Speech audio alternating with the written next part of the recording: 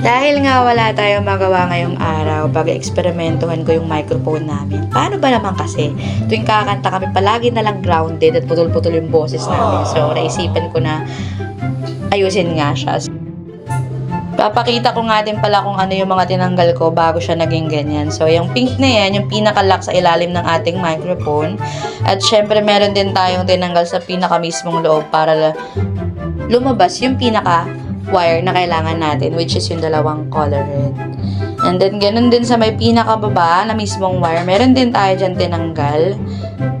Ayan. So, kailangan din natin yung tanggalin kasi kailangan natin yung dalawang wire para idugtong natin dun sa may pinaka-mic natin.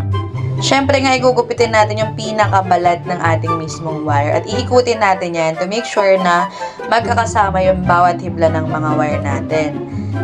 After natin ikutin yung ating mga wire sa mismong mic at saka yung mismong wire ng ating mic, pagdudugtungin na natin sila. At hindi muna natin syempre lalagyan ng electrical tape to make sure na gumagana or tama yung ginawa natin. Kasi pag nilagyan natin, mahirapan na tayong i-check.